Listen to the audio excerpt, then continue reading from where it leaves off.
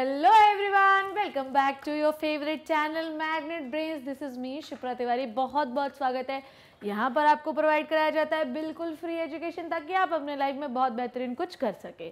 ठीक है, तो लास्ट क्लास में अपन लोगों ने सीलेंट रेटा खत्म कर लिया था भैया, याद होगा आप लोगों को। मैंने आप लोगों को क्लासिफिकेशन बता दिया था उसका, जिसमें मैंने आपको बताया था कि there is 3 classes of the coelenterata, hydrozoa, scyphozoa और एंथोजोआ। हाइड्रोजोआ के अंदर मैंने हाइड्रा वगैरह का एग्जाम्पल बताया था। स्काइफोजोआ के अंदर मैंने जो है बहुत सारे और एग्जाम्पल बताए थे जो कि अभी फिलहाल मुझे स्ट्राइक नहीं कर रहे हैं। थर्ड में मैंने आपको कोरल्स और सी एनीमोन्स के बारे में बताया था। ठीक है, ओके नाउ। अच्छा, तो ये हो गया था अपना। हाँ, तो 3 क्लासेस के बाद हाइड्रोजोआ में हाइड्रा हो गया था और ओवेलिया हो गया था। उसके बाद ओवेलिया और फाइसेलिया हो गया था।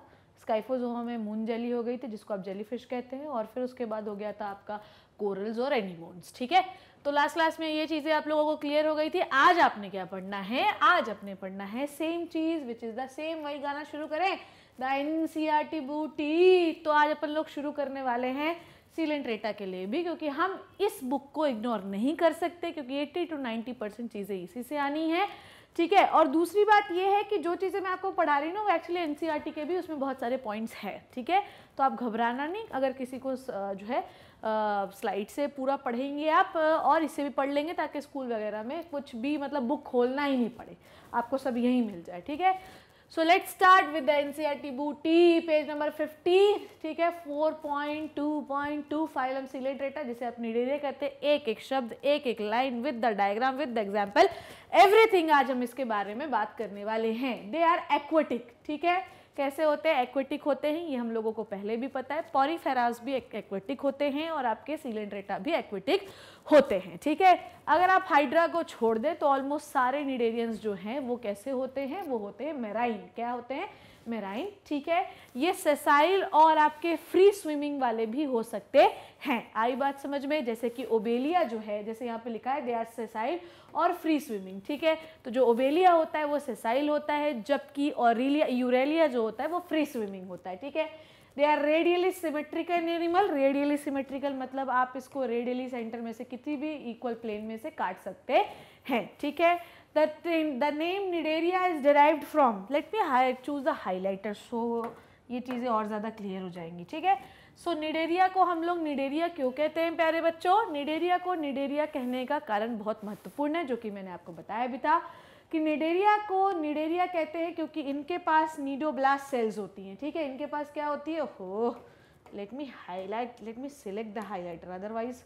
हाँ, तो इनको आप नीडोब्लास्ट सेल क्यों कहते हैं? ठीक है, निडेरिया को निडेरिया क्यों कहा जाता है? क्योंकि इनके पास नीडोब्लास्ट सेल्स होती हैं। ठीक है, ये नीडोब्लास्ट सेल को हम नीडोसाइट्स भी कह सकते हैं। नीडो मतलब दंश। ठीक है, डसने वाली। ठीक है, अब ये मैंने आपको पहले भी पढ़ा दिया था शायद तक, पर कोई बात नहीं, क्योंकि एनसीईआरटी बात कर रहे हैं तो छोड़ेंगे कैसे? जब तक फोड़ेंगे नहीं तब तक छोड़ेंगे नहीं, और जब तक पकड़ेंगे नहीं तब तक कैसे छोड़ देंगे? तो पहले पकड़ लो, फिर छोड़ने की सोचना। ठीक है, सो नीडोसाइट में होता क्या है? It contain the stinging capsule. इसके अंदर क्या होता है? स्टिंगिंग कैप्सूल होता है, जिसे हम कहते हैं निमेटोसिस्ट। ठीक है, सो नीडोसाइट के अंदर स्टिंगिंग कैप्सूल्स होते हैं, जिन्हें हम क्या कहते हैं? जिन्हें हम कहते हैं आपका निमेटोसिस्ट। आई बात समझ में? ठीक है, अच्छा, अब अगर आप देखिए तो ये नीडोब्लास्ट या नीडोसाइट का एक एग्जाम्पल है। ठीक है, सो इसके अंदर आप क्या देख रहे हैं? एक थ्रेड लाइक अरेंजमेंट है। This is your nematocyst. ठीक है, ये क्या है? आपका निमेटोसिस्ट है। और जैसे ही निमेटोसिस्ट बाहर आएगा, ये थ्रेड लाइक अरेंजमेंट बाहर आएगा। ये थ्रेड लाइक अरेंजमेंट जो होगा, ये शिकार के अंदर घुस जाएगा और शिकार को बेहोश कर देगा। ठीक है, नीडोब्लास्ट सेल प्रेजेंट कहाँ कहाँ होते हैं? ये टेंटिकल में प्रेजेंट हो सकते हैं, माउथ के पास प्रेजेंट हो सकते हैं, और बॉडी में भी प्रेजेंट हो सकते हैं। मतलब किसी भी सीलेंट रेटा को अगर हम चाहें कि छू लें और भग जाए, ठीक है, मतलब बहुत इच्छा है कि समंदर में, अच्छा आप लोग पता है अंडर वाटर डाइविंग में भी कोई लोग जाता है ना, तो उसको बोलते हैं कि भैया ऐसा है कि किसी भी चीज़ को हाथ मत लगाना, क्योंकि अगर तुमने किसी सीलेंट रेट को हाथ लगाया और उस पर नीडोब्लास्ट हुए तो वो तुम्हें भी बेहोश कर सकते हैं। नीडोब्लास्ट के अंदर क्या होता है? नीडोब्लास्ट के अंदर होता है आपका आपके हाइपिनोटॉक्सिन्स जो आपको बेहोश करते हैं। ठीक है, ये वेनम लाइक होते हैं, इसमें फिनॉल का मिक्सचर होता है जो कि बेहोश करने के लिए बहुत अच्छा माना जाता है। तो अगर आप कोई किसी का किडनैप करता है तो फिनॉल ही सुंघाता है उसको। ओके, नीडोब्लास्ट सेल्स जो होते हैं वो किस किस चीज़ के लिए इस्तेमाल होते हैं? नीडोब्लास्ट सेल्स होते हैं इंकरेज के लिए, एंकर करते हैं, डिफेंस के लिए और कैप्चर ऑफ प्रे के लिए, ठीक है।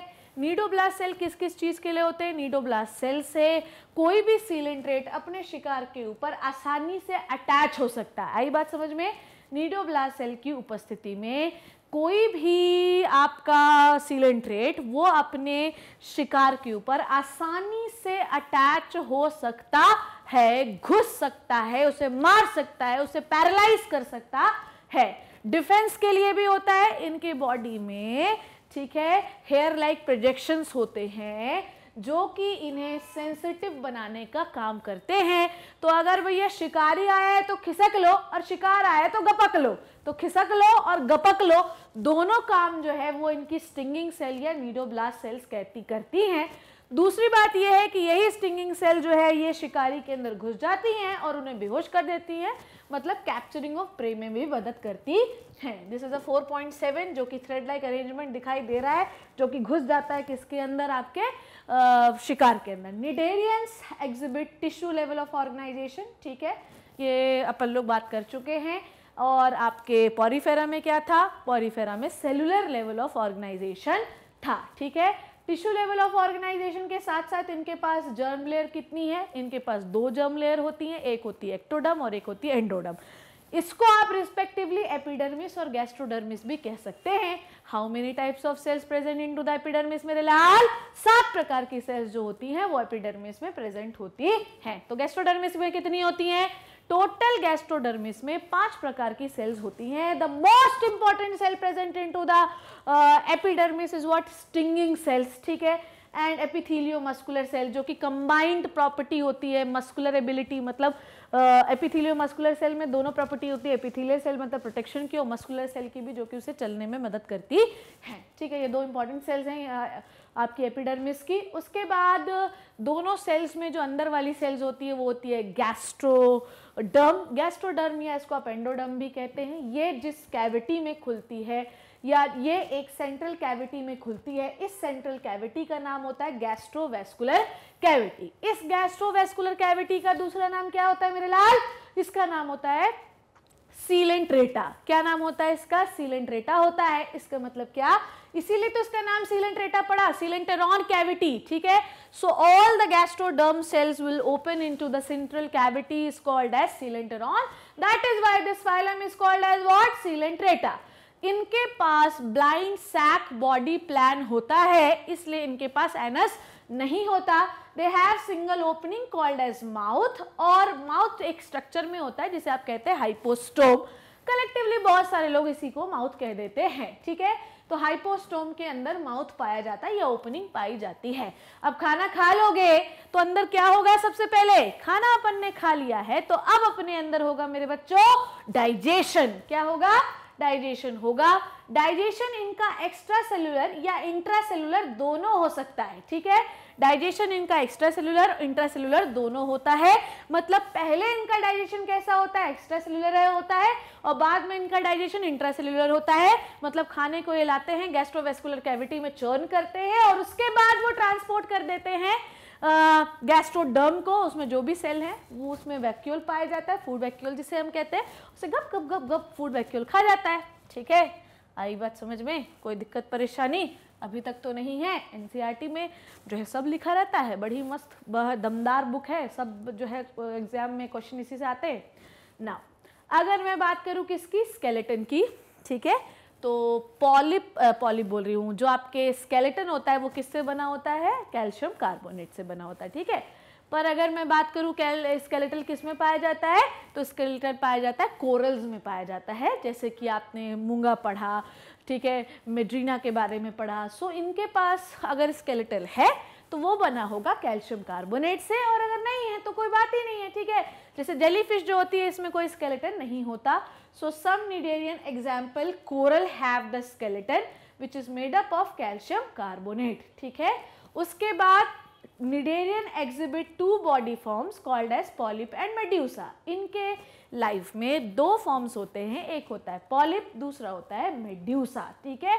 अब आगे पॉलिप के बारे में डिस्कशन दिया गया है। The former is a sessile. पहले वाला कैसा होता है? सेसाइल। पॉलिप जो होता है वो सिलिंड्रिकल शेप का होता है और किसी ना किसी चीज से अटैच होता है। बच्चों आई बात समझ में?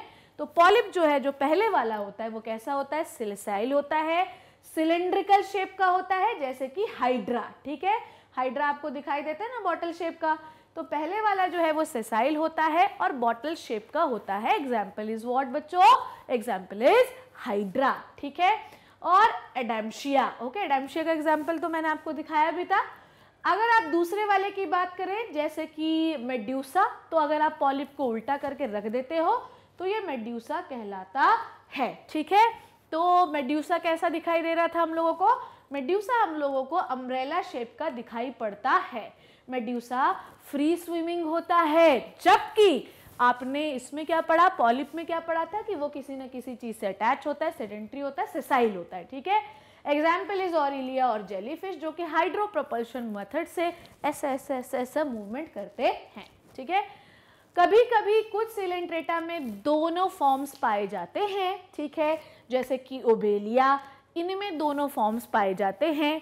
इसे आप कहते हैं अल्टरनेशन ऑफ जनरेशन। मतलब जो आपका पॉलिप होता है वो एसेक्सुअली प्रोड्यूस होता है, या उसके जो है पार्ट गिरता है और वो जर्मिनेट होता है किस फॉर्म में? मेड्यूसा फॉर्म में। और मेड्यूसा जो है वो स्पर्म एंड ओवा प्रोड्यूस करता है, दोनों फर्टिलाइज होते हैं और फिर वो लार्वा बनाता है। लार्वा विल जो है नीचे चला जाएगा और उसके बाद वो ग्रो होकर पॉलिप फॉर्म में कन्वर्ट हो जाएगा। तो ओबेलिया एक ऐसा एग्जाम्पल है जिसमें दोनों चीज़ें पाई जाती हैं, जिसे आप अल्टरेशन ऑफ जनरेशन कहते हैं, या इसे ही आप मेटाजेनेसिस कह सकते हैं, मतलब एक से ज़्यादा जनरेशन। ठीक है, पॉलिप प्रोड्यूसेस मेड्यूसा एसेक्सुअली, जो कि मैंने आपको अभी बताया, and medusa produces polyp sexually. Example is Obelia. ठीक है, अब अगर आप सिलेंट्रेटा का कलेक्टिवली एग्जाम्पल देखें तो पहला एग्जाम्पल है Physalia, which is a Portuguese man of war. ठीक है, उसके बाद एडेम्शिया। एडेम्शिया को आप सी एनीमोन कहते हैं, जो कि क्लास आपके दैट एंथोजोआ का एग्जाम्पल है, जबकि फाइसेलिया हाइड्रोजोआ का एग्जाम्पल है। Pennatula, it is the class anthozoa का एग्जाम्पल है। गॉर्गोनिया, इसको आप सी फैन कहते हैं, ये भी मैंने आपको बताया। एंड मिड्रीना, जिसको आप ब्रेन कोरल के नाम से बताया था मैंने। कोरेलियम, जिसको मैंने आपको मूंगा के रेड मूंगा के नाम से बताया था। ओबेलिया मैंने आपको पहले ही बता दिया था। So this is all about the NCERT description of the Coelenterata. ठीक है, अच्छा मैं आपको इसके इमेजेस दिखाना भूल गई थी, वो भी दिखा देती हूँ। सो ये आपका जो है, देखिए पहला एग्जाम्पल जो है वो है ऑरिलिया, जिसको आप कहते हैं जेलीफिश, और दूसरा एग्जाम्पल है वो है आपका एडेम्शिया। ठीक है, एडेम्शिया जो है ये पॉलिप फेज है, जो कि वास्ट जैसा दिखाई दे रहा है, और यहाँ पर ये कौन सा है? ऑरिलिया है, जो कि मेड्यूसा फेज में दिखाई दे रहा है। ठीक है, सो दो एग्जाम्पल आपके एनसीईआरटी में दिखाए गए हैं, जिसमें बॉडी फॉर्म के बारे में डिस्क्रिप्शन दिखाया जा रहा है। ठीक है, तो ये छत्ते जैसा दिखाई दे रहा है, it is example of aurelia and it is the adamsia. So we have covered the NCERT points, ठीक है, इन द एनसीईआरटी बूटी। ठीक है, I hope you learn and enjoyed the video. अगर आप ये वीडियो देख लोगे तो आपको, मतलब मैंने हर पॉइंट को वापस से एक्सप्लेन किया है। ठीक है, वैसे तो अपने पास जो है अपन ने पहले ही सारी चीज़ें, सारी बातें कर ली थी। ठीक है, पर आपको अगर स्पेसिफिक कभी मन करे एनसीईआरटी पढ़ने का, तो आप ये मेरे वीडियो देखना, आपको एनसीईआरटी भी पढ़ने की ज़रूरत नहीं पड़ेगी, क्योंकि वहाँ पर मैंने हर एक पॉइंट को क्लियर किया है। अभी भी कोई कंफ्यूजन होगा, मेरे ख्याल से नहीं होना चाहिए, हम लोग क्रिस्टल क्लियर कर चुके हैं। So I hope you learn and enjoyed the video. Next class में हम एक नेक्स्ट फाइलम के बारे में बात करेंगे। तब तक घर पे रहिए, सेफ रहिए, मजे करिए और पढ़ते रहिए। Thank you so much.